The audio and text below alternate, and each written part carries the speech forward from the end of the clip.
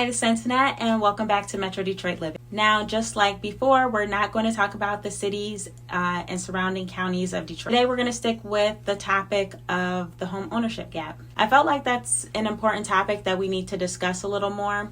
In the last video, pretty much we went over just the description of the home ownership gap and who it really affects. And this time, we're going to talk about ways to help address the issue.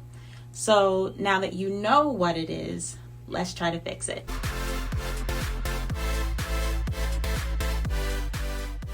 Well, we probably can't fix it because it's been going on forever, but we can try to make a dent. Now, the first way to help this issue is to increase access to affordable housing. I think that is extremely important.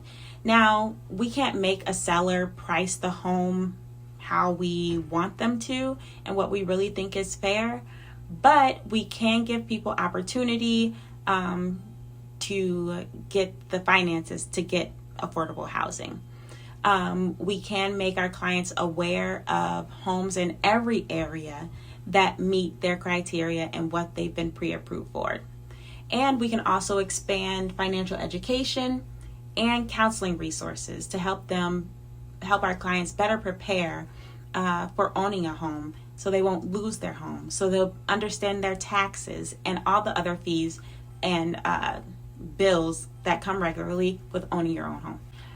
Because unlike some people, when you're in a situation where you've never owned your own home, your parents didn't own their own home, their grandparents didn't own their own home, the home ownership task can be very daunting, very exhausting, overwhelming.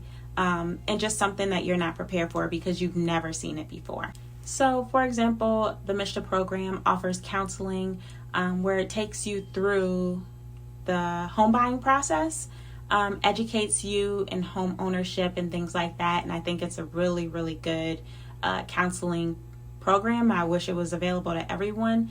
And I wish other programs that offer the down payment assistance or any type of assistance offered counseling like that. But, as a realtor, I can also give information on that, let people know what's coming, and also the lender can give them information on taxes that are coming and things like that, just so that they're more aware. Now, I do think a big thing we need to address is education. I think education is the key to moving forward on this, because we can say what other people are doing all day long, and it can be very true, and it can affect you in so many different ways. But if we're not educated, then these things will continue to happen, and there's nothing that we can really do about it. We can address it, we can report it, but if nothing is done that's really consequential, then it'll keep happening. But if we educate our clients, we educate our family and our friends, then that can really put a stop to what's going on. It can put a dent in the home ownership gap. So that step one includes education, and in my opinion, again, that's the most important part, and we need to do more of it. The second thing we can do to address the home ownership gap is promoting fair lending practices and policies. There are a lot of lenders out there that want to help everyone fairly, and that's great. We need to promote them. We need to hype them up. But there are some out there that are not sticking to the rules. They're not doing things fairly, and they're not treating everybody equally. And that needs to be addressed. It needs to be called out, and it needs to be stopped. I'm not just talking about just lenders. There are realtors out there that do the same thing, and it all needs to stop.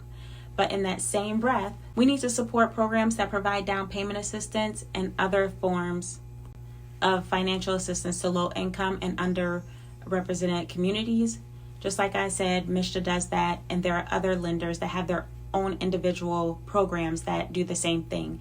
And I think those are the programs that we need to support and push and make aware, because they're out there and people don't even know they exist. So it's up to us to get the awareness out. So you'll keep hearing me say it. I'll say it again and again and again. It's about education.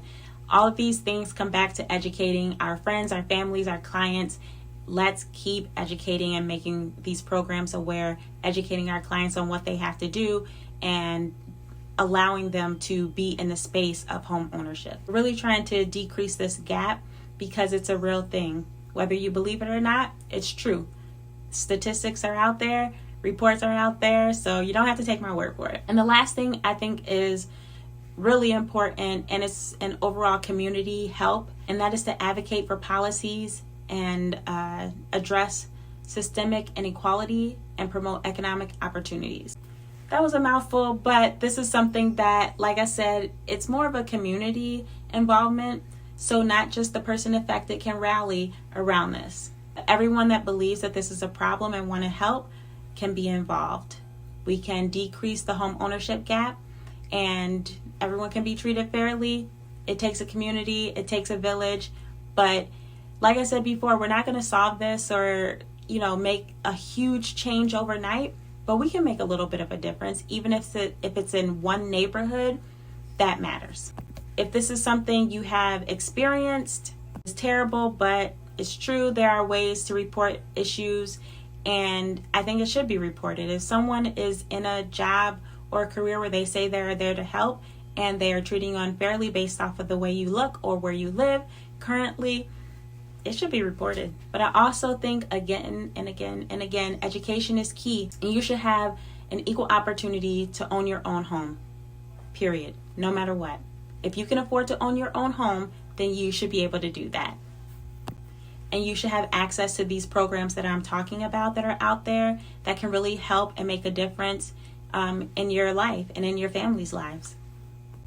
So take advantage of them. Reach out to your realtor, reach out to me, and let me know what you need, what you're looking for. I can let you know about programs. I can get you in contact with lenders. I can let you know about different programs that are out there to see if you qualify. So I think I'll end it there. Thank you so much for joining me tonight. This is a topic that affects so many different people, and it does go unnoticed and not talked about because many times the people it affects, they don't know what to do or who to talk to about it.